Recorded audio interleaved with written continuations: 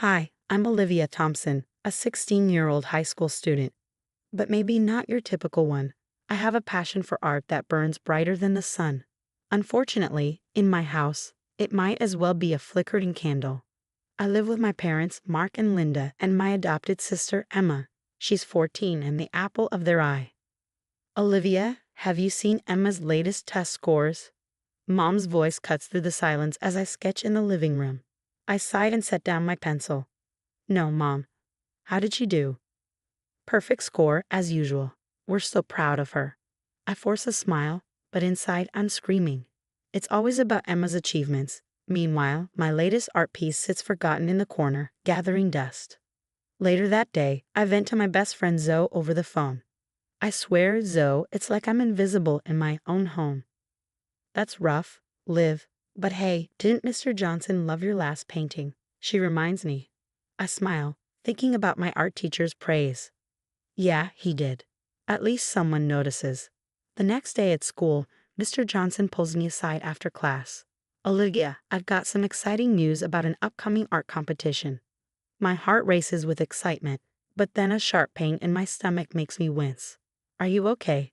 Mr. Johnson asks, concern written on his face. Yeah, just a stomach ache. It's nothing. I brush it off. The truth is, I've been having these pains for weeks, but I haven't told anyone. My parents are too busy with Emma, and I don't want to be a burden. That evening at dinner, I'm pushing food around my plate, the pain growing worse. I stay quiet. Emma, tell your father about your science project, Mom gushes. Emma launches into a detailed explanation, and I tune out. Suddenly, a sharp pain makes me gasp. Olivia, what's wrong? Dad finally notices. Nothing, I mutter, but cold sweat beads on my forehead.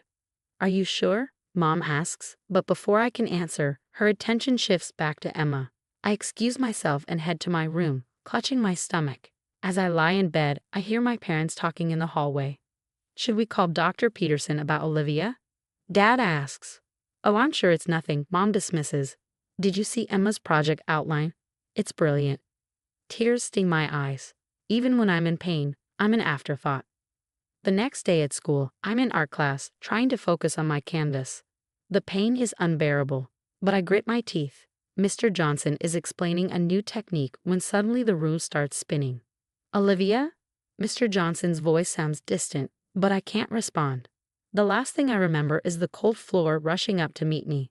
When I come to, the world is blurry, slowly coming into focus. I'm in a hospital bed, the antiseptic smell stinging my nose. My stomach feels like it's on fire. Olivia, can you hear me?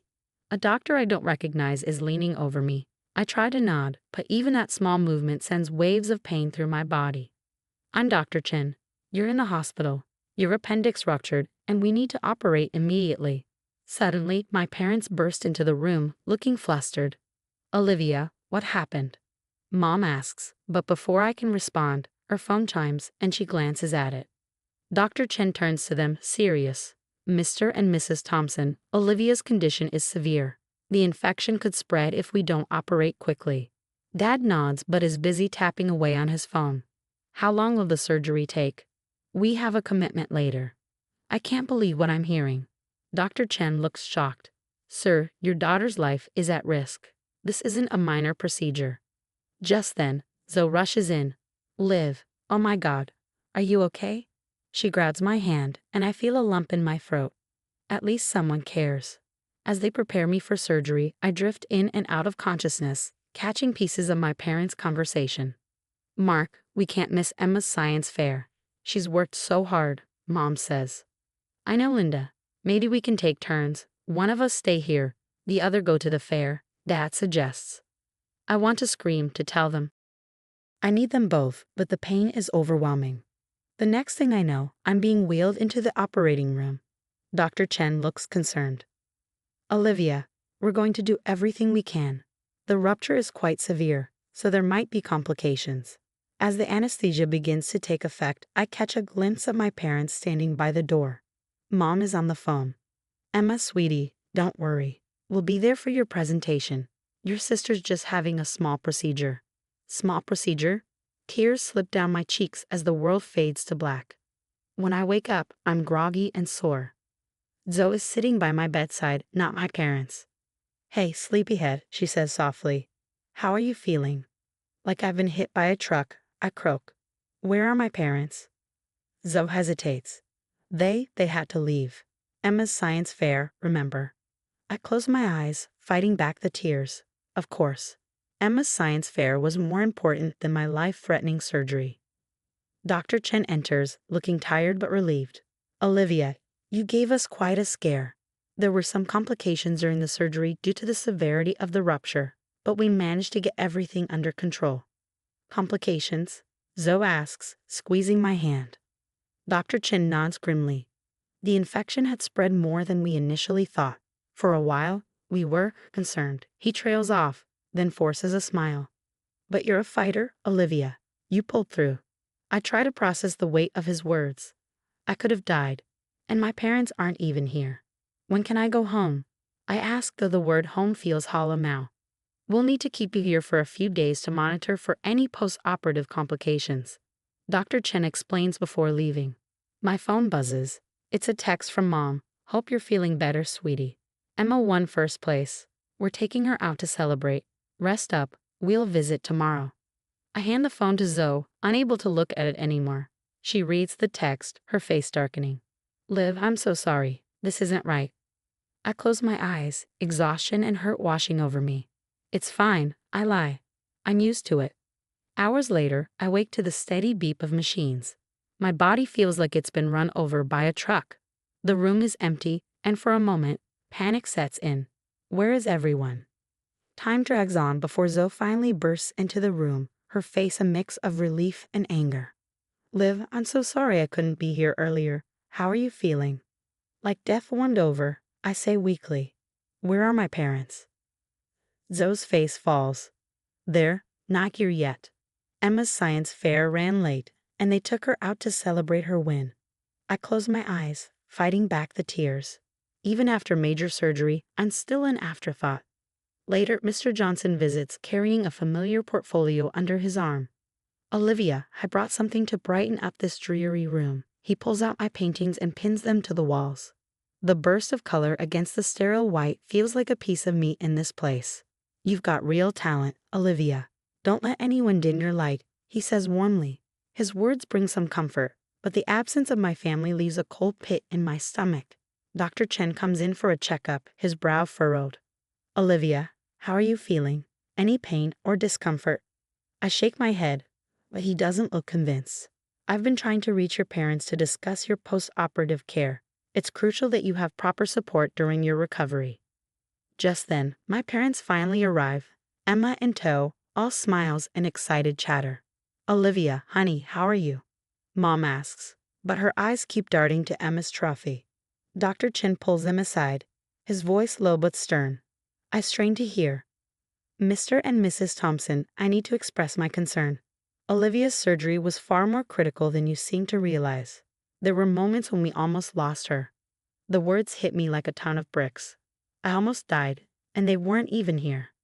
But you said it was just her appendix, Dad stammers. A ruptured appendix is serious, especially when left untreated for so long. Olivia will need extensive care during her recovery. My parents look shocked, but then Emma interrupts. Mom, Dad, can we go show Grandma my trophy now? To my disbelief, they actually consider it. That's when Zoe steps in, her voice sharp. I've called my parents. They've offered to let Olivia stay with us during her recovery. For a moment, I feel relief, then guilt, then anger. Why do I feel guilty? Why do I need my best friend's family to step up when my own parents won't? As my family leaves, promising to visit soon, though I don't believe them, I overhear Dr. Chen talking to a nurse outside. It was touch and go for a while. If we'd waited any longer to operate, well, let's just say Olivia's lucky to be alive. The words echo in my mind. Lucky to be alive. And where were my parents during that life or death moment? Watching Emma win a science fair. The next weeks blur together in recovery and revelation. I'm moving with Zoe's family, and for the first time in years I feel seen. Zoe's mom checks on me regularly, making I'm comfortable and taking my meds. Zoe's dad cracks terrible jokes that somehow make the pain more bearable. "How's our young Picasso doing today?" he asks one morning, bringing me breakfast in bed. I smile, a genuine one this time. "Better, thanks. I can't thank you all enough for this." Zoe squeezes my hand. "That's what family does. Live, real family." Those words hit hard, but in a good way. Mr. Johnson visits often, bringing news that reignites my passion.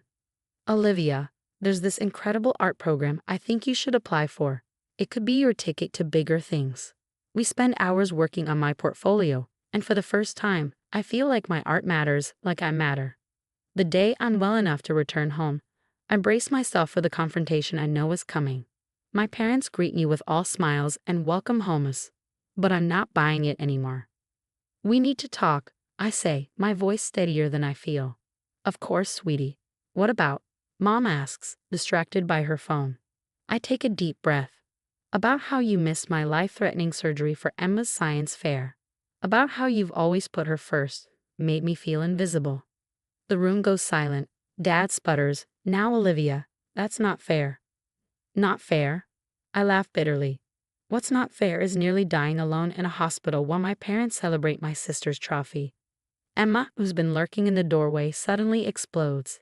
"It's not my fault you're jealous of my success. Maybe if you worked harder." "Emma," Mom gasps, but I see it now, the golden child's true colors. I stand my ground. "I'm done being your afterthought. I'm staying with Zoe's family until I'm 18. Then I'm out of here for good." The aftermath is chaotic. Dr. Peterson, our family doctor who's known us for years, gets involved. He reports my parents to child services, citing medical neglect. "I've watched this situation deteriorate for years," he tells the social worker. What happened during Olivia's surgery was the last straw. My emancipation case moves forward, supported by testimony from Dr. Chen, Mr. Johnson, and others who've witnessed my parents' neglect. Meanwhile, my art starts gaining attention. A piece I created during recovery, a stark emotional portrayal of isolation in a family, wins a local contest, leading to a scholarship opportunity at a prestigious art school. Mr. Johnson beams with pride when I tell him, "You're going places, Olivia. Your pain has become your power." As news of my parents' neglect spreads, their carefully crafted image crumbles. Dad's law firm puts him on leave pending an investigation, and Mom's social circle, once a source of bragging rights about Emma's achievements, turns its back on her. Emma, unused to not being the center of attention, lashes out, but her outbursts only serve to highlight the dysfunction that's been simmering beneath the surface all along. On my 18th birthday, I stand in front of my new apartment, keys in hand. Zoe, her parents, and Mr. Johnson surround me, ready to help me move in. "You did it, Liv," Zoe says, hugging me tight. "You reclaimed your life." I smile, knowing that the girl in that painting, the one trapped in a family that never saw her, isn't just an image anymore. She's me, and she's finally, truly alive. Olivia's journey raises important questions about family dynamics and self-worth. What would you have done in her situation? Is cutting ties with neglectful family members ever justified, or should blood relations always be given another chance? Share your thoughts in the comments below.